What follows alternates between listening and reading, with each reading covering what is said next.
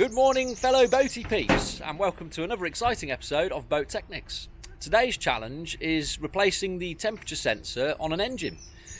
We find ourselves today on a big commercial boat. It's a passenger cruiser that goes up and down the River Avon in Stratford-upon-Avon. Very nice. And the reason why we think it is the temperature sensor that's failed is when you put the key in the ignition and turn it, even from cold, the actual gauge itself is still flickering slightly. So the needle is still receiving some form of power. So we don't actually think it's the gauge itself that's failed, and this has brought us to the conclusion of it probably is the actual temperature sensor on the engine. Now, being as it's a passenger ship and it's quite large in size, the engine is also large. Obviously it has to be to move such a vessel. So we're going to dive in and see how we get on, but the principle should be the same for pretty much all engines really. So we're going to go through it, chop away, try and absorb as much information off me as you can, and then crack it. So here we are. This is our main engine. It's a big Barus, 70 horsepower. Obviously there's quite a lot of engine. Gauge itself is on the panel up there. When we turn the key, which you can see just there as well, like I mentioned, the gauge itself is actually moving the needle, so suspecting otherwise, it probably is the sensor. So as you can see here, we've got our header tag, which is actually the expansion tank. Following our pipe down there, we come to this would actually be the header on the engine. As you've seen in other videos or on your engine on your boat, generally the heat exchanger is this side of the engine and you have a cap on the top. Slightly different on this particular engine setup. This is obviously the exhaust, and that's the exhaust manifold just down by it there. So all the water passes through here, and then this big thick pipe here goes down to the skin tanks. Dual skin tank on this engine, you've got one either side. So as we said before, wherever the water pump is, which is just down there on this engine, around the back, which is obviously the most common place for the water pumps, that's pretty much across all engines. That is our temperature sensor right there. So before we take him out, because obviously as soon as you remove that, it's pretty much like taking the plug out of your bath. You're going to get water continuously fly out of there. So to save a lot of mess, we're going to find a slightly lower point on the engine, and we're going to take the pipe off and try and drain it out into a container, and then that way all the water upstream of the temperature sensor will obviously be dispersed off neatly. Otherwise we're just going to end up with a flood on our hands. So we'll tackle that first thing.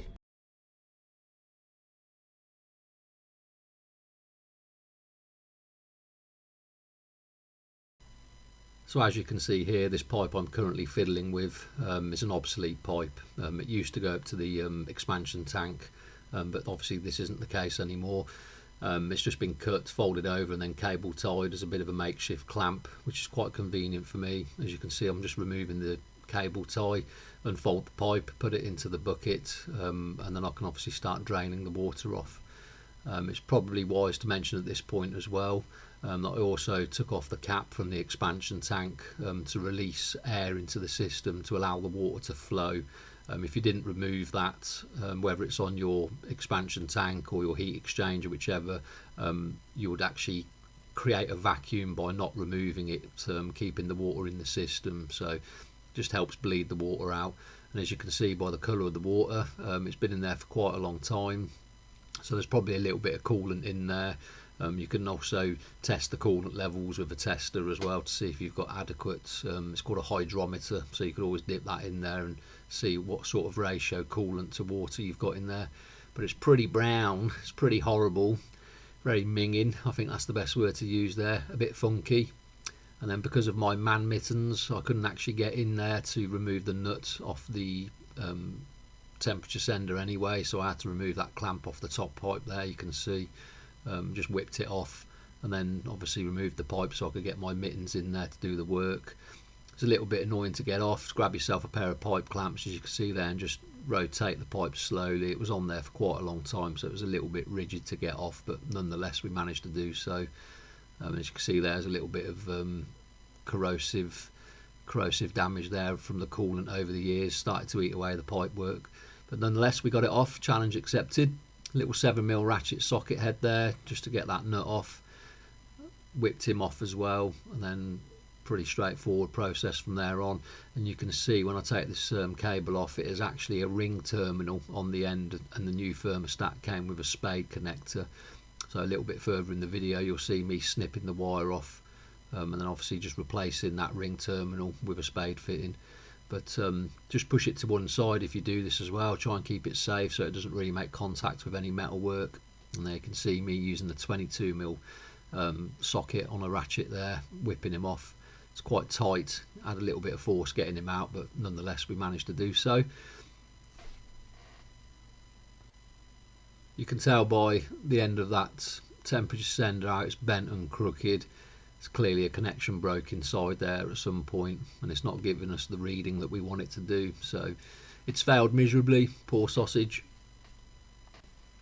And here we have the old one again, quite large. It's 22mm socket, obviously, as I mentioned a second ago, to get that off. And the actual temperature part of it is considerably larger to the oh, excuse me, considerably larger to the new one. You can tell there's definitely a size comparison difference there. However, the actual threaded bit that goes into the water pump housing is the same diameter, which is what I've just pointed to there. And you can see I've already PTFE taped the new one, just for obviously leaking purposes.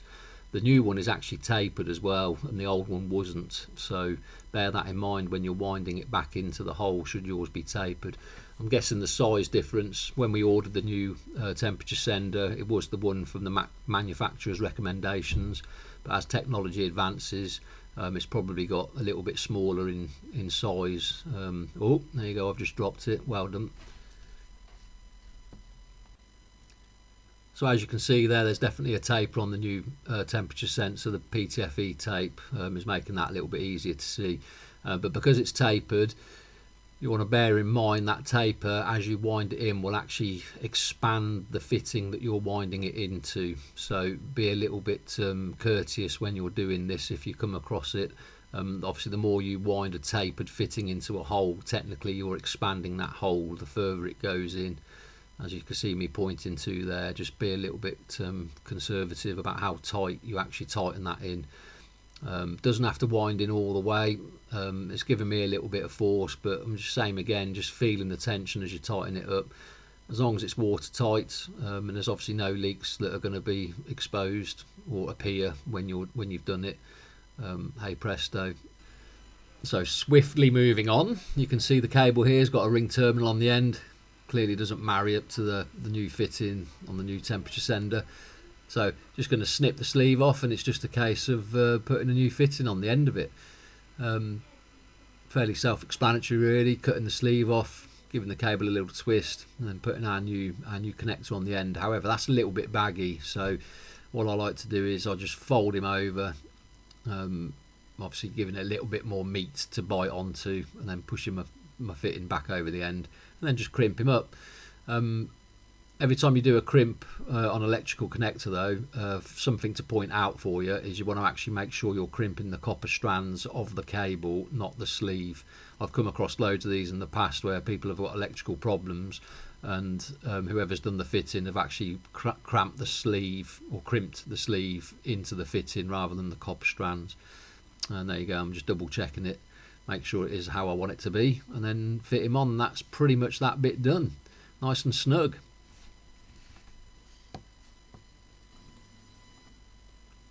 And that's pretty much it. All we're doing now is working backwards on ourselves, folding our little pipe back over, which we bled the system from, our convenient little cable tie back over the end just to make sure he's clamped up.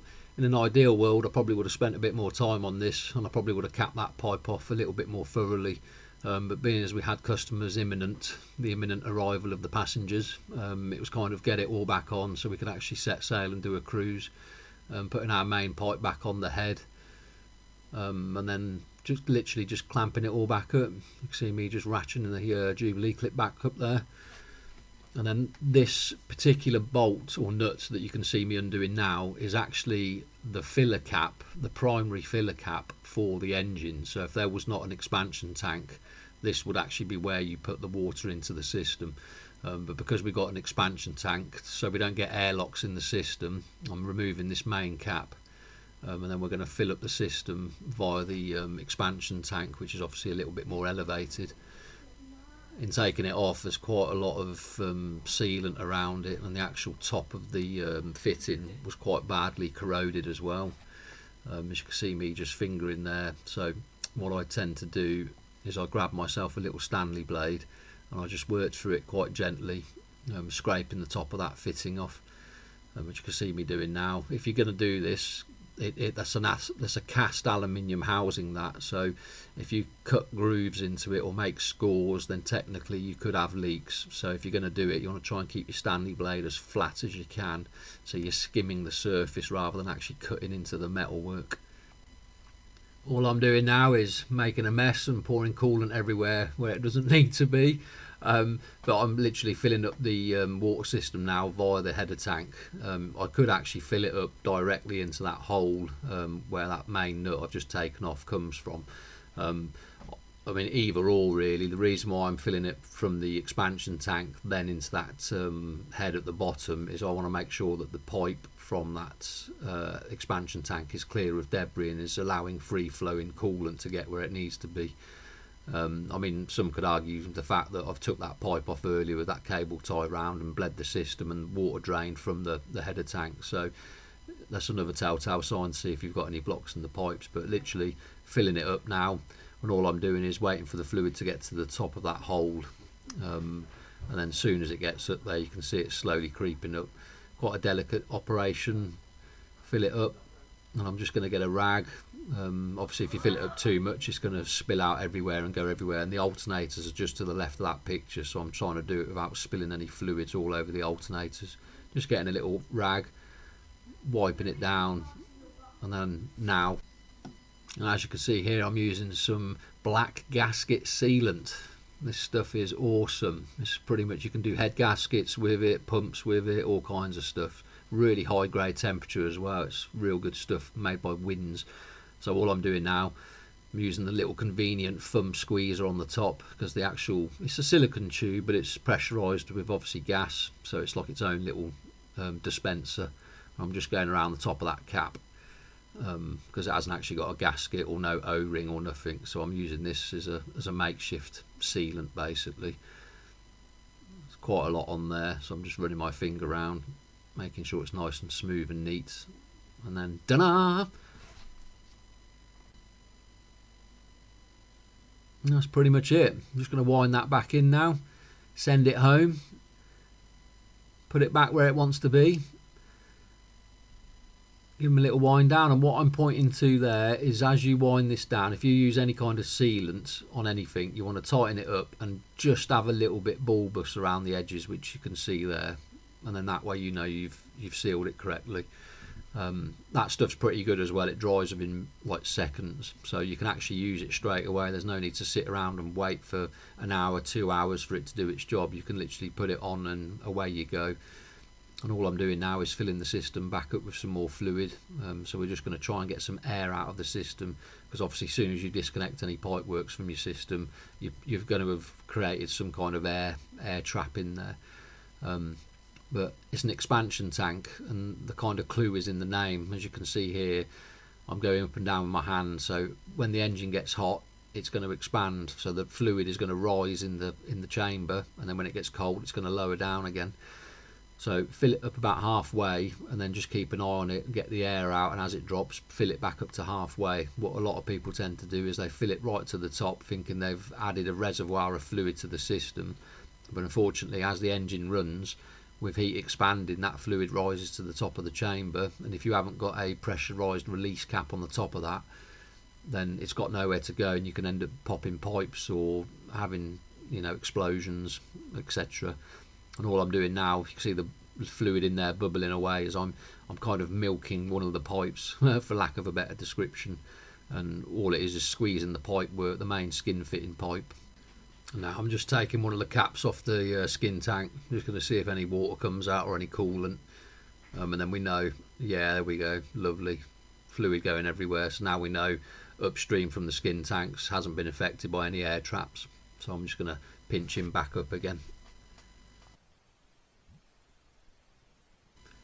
Now I'm just having a little bit of a visual reference on the expansion tank now. As you can see, it's blurbering away, so from me squeezing the pipes on all the coolant pipes on the skin tanks, etc., is just, there you go, I'm doing it again there.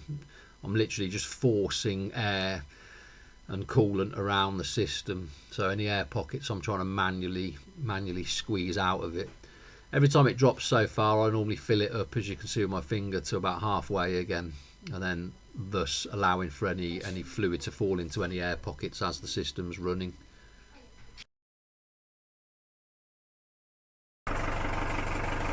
Okay, fired the engine up. It's just a waiting game now. See if we can get it up to temperature. Keep an eye on our header tank, make sure we don't lose all the fluid and draw more air into the system. But other than that, it's just let it run for 10-15 minutes, see if we get any difference on our control panel. Cracking. Not saying that I've solved the problem, but I've solved the problem. So there you go, look, as you can see, we are now getting a reading on our temperature gauge, whereas before we were not.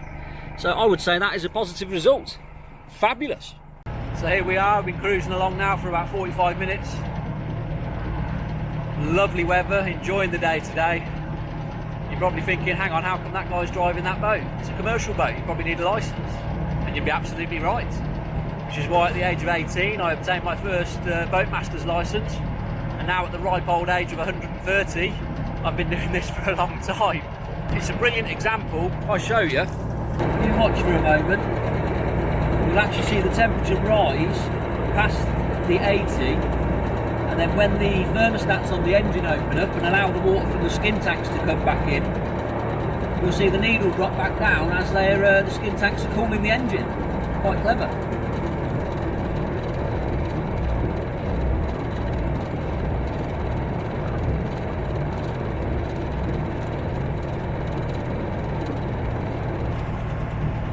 So how about that?